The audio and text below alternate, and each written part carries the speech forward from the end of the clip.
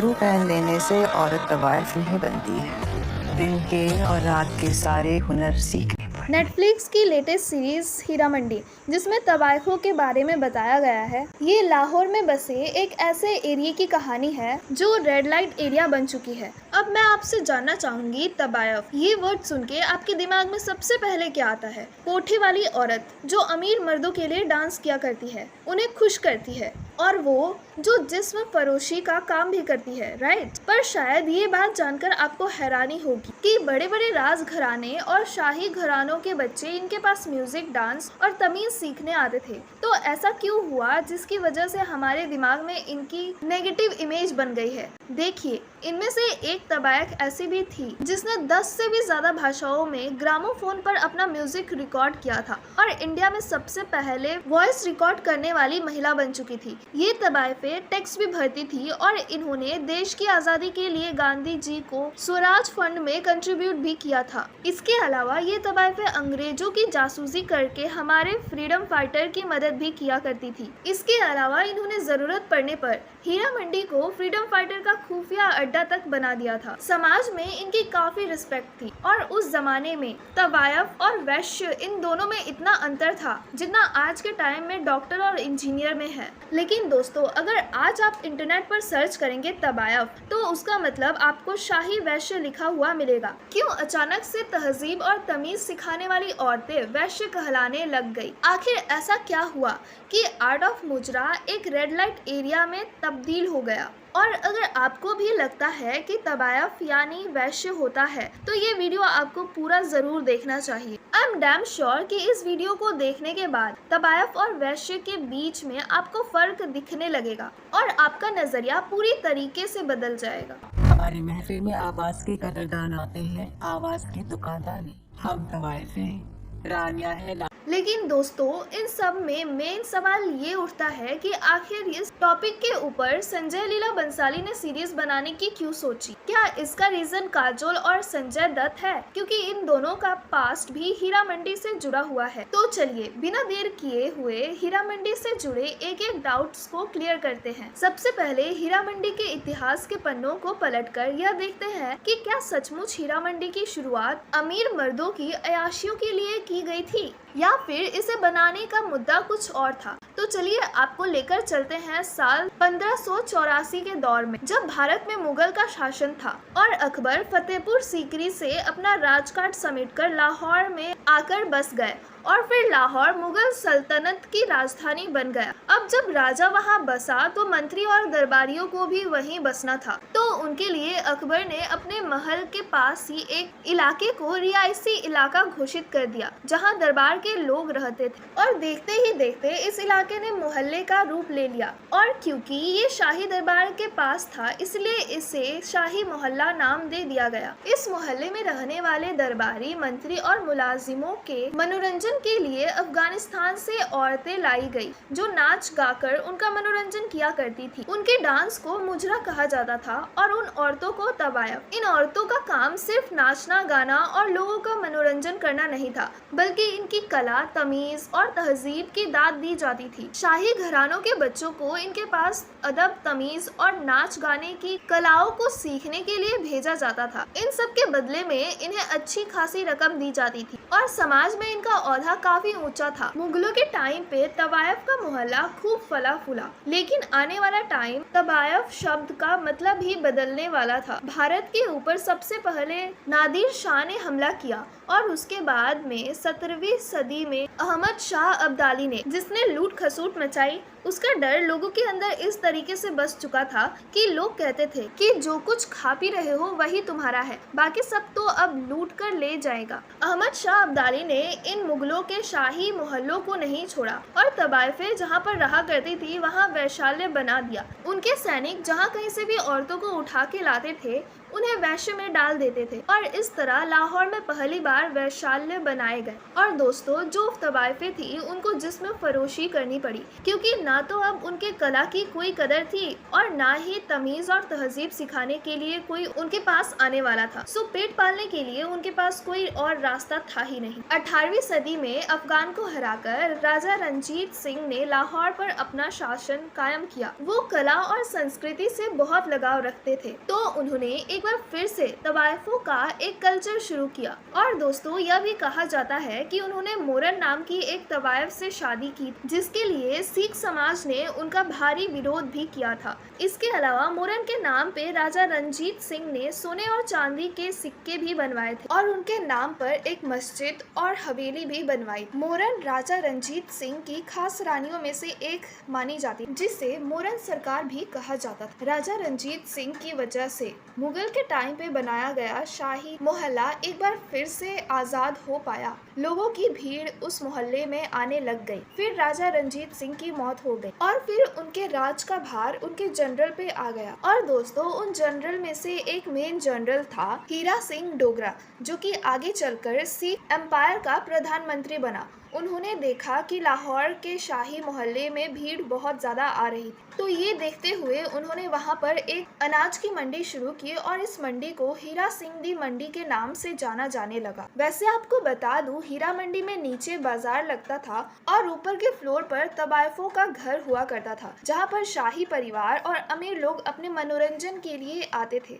तो इस वजह से बाजार में भीड़ हमेशा बनी रहती। सिखों के राज में तवाइफों का अच्छा खासा रिजर्वेशन मिला हुआ था। हर महीने उन्हें शाही खजाने से कुछ रकम दी जाती, लेकिन फिर एंग्लो-सिख वॉर में अंग्रेजों से हारने के बाद में लाहौर पर अंग्रेजों का राज हो गया। अब देखिए दोस्तों, ब्रिटिशर्स तो इंडिया में बिजनेस करने आए थे, सो सबसे पहले उन लोगों ने मुजरे पर रोक लगा दी। अब क्यों लगा दी ये आपको इस वीडियो में पता चलेगा। लेकिन दोस्तों, सिर्फ हीरा मंडी नहीं, बल्कि जहाँ जहाँ पर तवाइफों का मोहल्ला था वहाँ पर एक लाइसेंस का काम शुरू करके वहाँ से टैक्स वसूलने लग गए।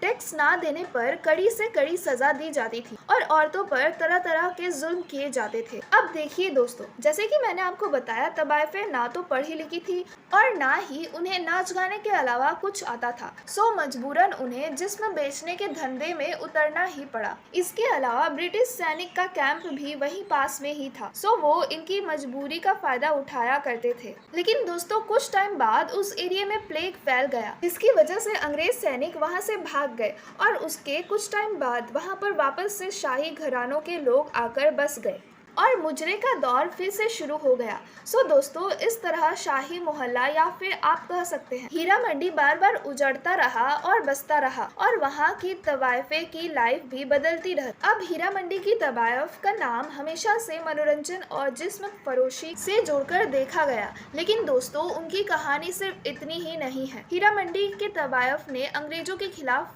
लड़ी लड़ाई में भी बहुत ज्यादा कंट्रीब्यूट किया था। जब आजादी की लड़ाई शुरू हुई तो हीरा मंडी के कोठे फ्रीडम फाइटर्स के लिए एक मीटिंग पॉइंट की तरह बना दी गई थी, जहां पर सभी मिलते और अंग्रेजों के खिलाफ प्लानिंग किया करते थे। इसके अलावा दोस्तों, हीरा मंडी के एक तवाइफ अजीजुल बाई ने 1857 के बाद विद्रोह में हमारे फ्रीडम फाइटर की बहुत ज्यादा मदद, जो कि ब्रिटिश ईस्ट इंडिया कंपनी के खिलाफ था। और दोस्तों, इस विद्रोह के दौरान उन्हें कई बार घोड़े पर सवार होकर पर्दों से सजी पुष्प पोशाक, पिस्तौल से लेस देखा गया था। इसके अलावा दोस्तों, यह भी कहा जाता है कि वह फ्रीडम फाइटर्स को हथियार भी सप्लाई करती और जो लोग घायल हो जाते थे उनकी मरहम पट्टी भी किया करती। और हीरा मंडी सीरीज में अदिति राव हैदरी का रोल इन्हीं से इंस्पायर बताया जा रहा है। इसके अलावा 1921 में गांधी जी ने एक पॉपुलर तवाइफ गहर जान से स्वराज फंड में कंट्रीब्यूशन मांगा था और इसके लिए वो तैयार भी हो गई थी, लेकिन उसने एक शर्त रखी कि स्वराज फंड के लिए जो फंक्शन होगा उनमें गांधी जी को शामिल होना पड़ेगा। पर गांधी जी किसी वजह से वहां पहुंच नहीं पाए, जिसकी वजह से गौहर जान ने उस फंक्शन में आए फंड का आधा अमाउंट ही स्वराज फंड में दिया था। 1920 से 22 तक चले असहयोग आंदोलन के दौरान वाराणसी में कुछ दरबारियों ने स्वतंत्रता संग्राम का समर्थन करने के लिए तवायफ सभा बनाई और उस सभा की लीडर हुस्नाबाई ने अपने ग्रुप के सभी मेंबर्स को लोहे की बेड़ियां पहनने और विदेशी वस्तुओं का बहिष्कार करने के लिए कहा था। इसके अलावा वाराणसी में गांधी जी के एक भाषण से इंस्पायर होकर विद्याधर बाई नाम की एक तवायफ ने अपनी महफिल में राष्ट्रीय गीत गाना शुरू कर दिया और विदेशी कपड़ों का त्याग कर भारत में बुने जाने वाले कपड़े पहनने शुरू कर दिए। इन तवायफ ने फ्रीडम की लड़ाई में पैसों से खूब कंट्रीब्यूशन किया और ब्रिटिशर्स के लिए एक बड़ा चैलेंज बन गई, जिसके बाद ब्रिटिशर्स ने सबसे पहले मुजरे बंद करवाए ताकि इंडियन फ्रीडम फाइटर्स को वहां से कोई मदद ना मिल सके। उसके बाद में जितने भी कोटे थे उन पर लाइसेंस का कानून बनाया गया और टैक्स वसूलने लग गए, जिससे तवायफों को पैसा कमाने के लिए मजबूरन जिस्म फरोशी के धंधे में उतरना पड़ा। और दोस्तों, इसे एक सभ्य समाज में अच्छा नहीं माना जाता और हो सकता है इसी वजह से लोगों ने धीरे धीरे इनके फ्रीडम फाइट्स में दिए हुए कंट्रीब्यूशन को भुला दिया और इनके लिए समाज का नजरिया पूरी तरीके से बदल गया। लेकिन दोस्तों, हीरा मंडी की तवायफों ने इतनी जल्दी हार नहीं मानी और अपने हक की लड़ाई लड़ती रही। 1947 में भारत आजाद हुआ और उसी के साथ भारत के दो टुकड़े हिंदुस्तान और पाकिस्तान बन गए। लाहौर पाकिस्तान की राजधानी बनी और हीरा मंडी पाकिस्तान का हिस्सा।